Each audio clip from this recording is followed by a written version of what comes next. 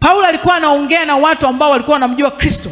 Alikuwa anaongea na watu ambao tayari walikuwa wanaishi maisha ya Kikristo. Haleluya.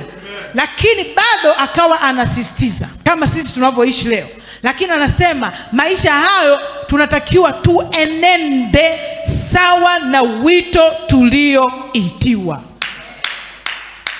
Haleluya. Kuenenda. Saa nyingine mtu anasema kwa sababu mimi ni Mkristo, tunaitwa wa Kristo kwa sababu labda mimi naitwa jina langu ni Rachel, ni jina la Kikristo. Mwingine anaitwa Maria, ni jina la nini? La Kikristo. Mwingine anaitwa labda Jafet. Amen.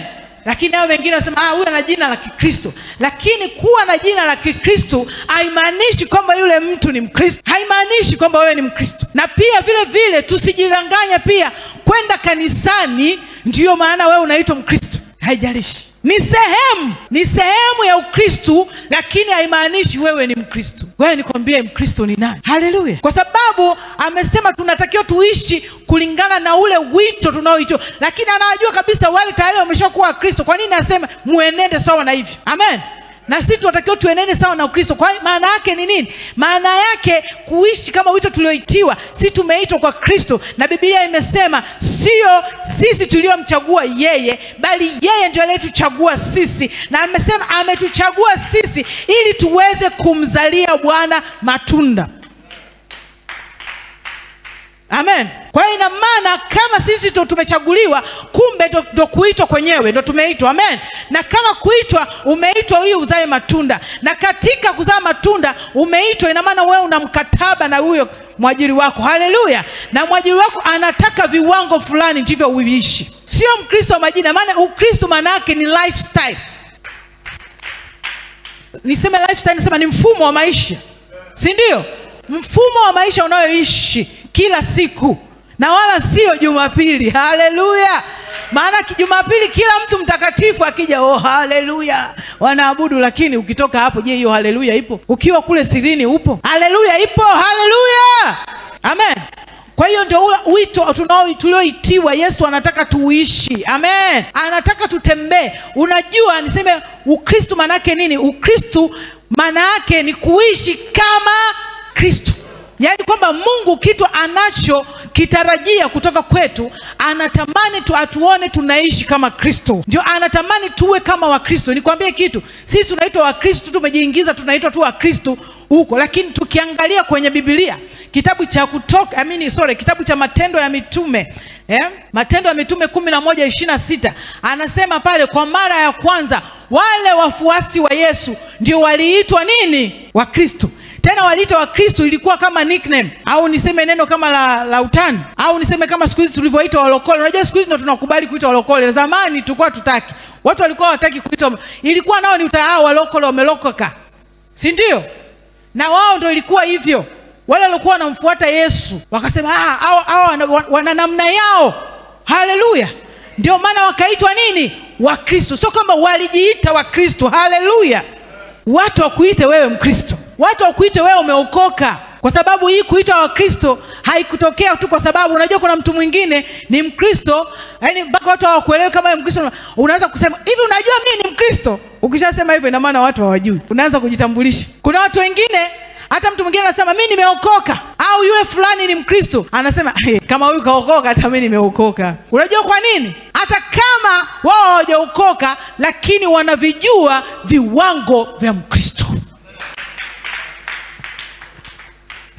Na ndio huo mwenendo ambao Kristo anautafuta kwetu sisi. Na ndio kitu ambacho tunatakiwa tuwe nacho. Haleluya. Kwa sababu tumepewa hiyo kazi maalum. Kizungu wanasema assignment. Na kazi hiyo maalum tuishi maisha sawa na Kristo. Yaani ndio maana anasema kwenye kitabu cha Zaburi anasema hamjui kwamba nyinyi ni miungu. Haleluya. Hatumaanishi ni miungu ya kienyeji, lakini sisi, yani maana yake ni Mungu ndani hapa dunia. Haleluya. Ndio maana Yesu aliitwa Emmanuel, anasema Mungu pamoja nasi. Haleluya.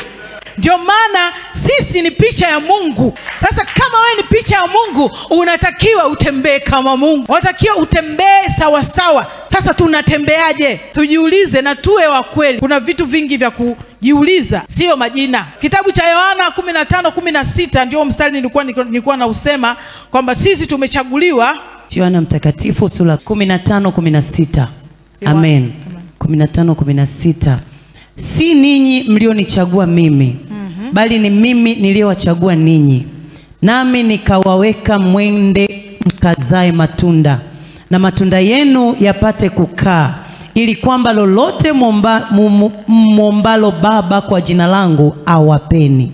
Amen. Anakuambia hivi, si ninyi mlionichagua mimi, bali ni mimi niliowachagua. Anasema nikawaweka mwende mkazae matunda. Alafu sio kuzaa tu, anasema hayo matunda yanayokaa, matunda yanayodumu. Haleluya. Matunda ambayo hayapungui, matunda ambayo hayana msimu.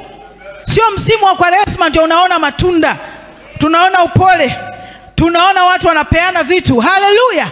Sio msimu siku ya Jumapili ndio unaonekana matunda. Mungu anasema anataka matunda ya kukaa. Jumatatu matunda alikute, Jumanne matunda alikute, asubuhi kiamka matunda yapo, mchana matunda yapo, jioni matunda yapo. Haleluya. Mungu anatafuta matunda. Amen. Kumbe kuzaa kwako matunda ndio kuna kusababishia majibu ya maombi yako. Haleluya. Wewe uzai matunda huna faida, Mungu ana kazi gani na wewe? Kuna siku nishawahi kufundisha somo moja inasema hivi, kuwa na sababu ya kufanya Mungu akuache wewe hai. Haleluya. Mungu hataki vitu visivyokuwa na faida. Mungu ni Mungu wa faida. Haleluya. Mungu ni Mungu wa matunda na maongezeko. Tangu Mungu anaumba dunia hii amwambia Adamu na Eva, haya nendeni mkazae mkaongezeke. Haleluya. Wametoka kwenye safina, wako watu 8 wale, wanatoka nje, Mungu anarudia neno lile lile, wakaongezeke. Amen. Na Yesu naye anakuja na neno lile lile. Haleluya. Anasema mkazae matunda na matunda yale yakae. Haleluya. Tena Yesu akasema, Mungu Bwana alishia pale akasema zaeni mkaongezeke. Ila Yesu anasema mtu usiozaa unakatwa na kutupwa. Sasa uko tayari kukatwa na kutupwa? Tunapenda maombi sana. Yaani mtu akipata shida anakimbilia maombi, niombee kitu fulani. Tunaomba, lakini kuna kitu ambacho unaweza ukamwambia Mungu, kumkumbusha Mungu. Je, kuna tunda ambalo liko Mungu analiona? Haleluya. Yaani kuna watu ambao Mungu akienda kwa Mungu hata akimwambia Mungu nataka kitu fulani, yaani Mungu ni anachangamka. Tena saa nyingine Mungu asubiri uombe, anasema huyu mwanangu hilo. Haleluya. Mimi nimeshawahi kuwa mkurugenzi wa makampuni tofauti. Nikiwa kule kuna wafanyakazi fulani wanaofanya kazi, yaani kuna vitu fulani yaani hauhitaji wa kuombe. Yaani unakaa unasema yaani najisikia kutoa bonus hapa. Haleluya. Haleluya. Kwa hiyo Mungu wakati mwingine anasikia kutoa bonus kwa watu wake. Amen. Kuna neno ambalo katika ile Waefeso 3:20 anasema basi atukuzwe yeye awezaye kufanya mambo ya ajabu mno kuliko yote tuyaombayo au tuyawazayo, kwa kadri ya nguvu itendayo kazi ndani yenu. Nguvu. Yeye unatoa nguvu gani? Nguvu ya kutoa matunda. Amen. Yule anayelima sana ndio anayevuna sana. Simple. Haleluya. Kwa kadri ya nguvu. Haleluya. Na anasema mkizaa matunda mtaniomba, yaani mtamuomba Baba yangu lolote na mtapewa. Kwa sababu una kitu ambacho kinamfanya Mungu, kitakachomgusa Mungu akupe kitu. Haleluya. Kuna kitu ambacho kitamgusa Mungu. Hata siku unataka kufa unaambia Mungu mimi bado, anasema wewe kumbe una faida, hutakufa, baki mwanangu. Haleluya. Yaani kuna kitu unapitia sehemu, wasema Mungu angalia mwanao, ninaumbuka, kuna kiki na hiki, Mungu kumbuka. Anasema kweli mwanangu, kwa sababu ya kazi yangu na yale matunda nayoangalia hautambuka. Mungu anachukua pale. Haleluya. Haleluya. Tunamwona Daudi alivyokuwa anamtumikia Mungu, yaani alipokutana na majanga akashuka mwenyewe. Haleluya.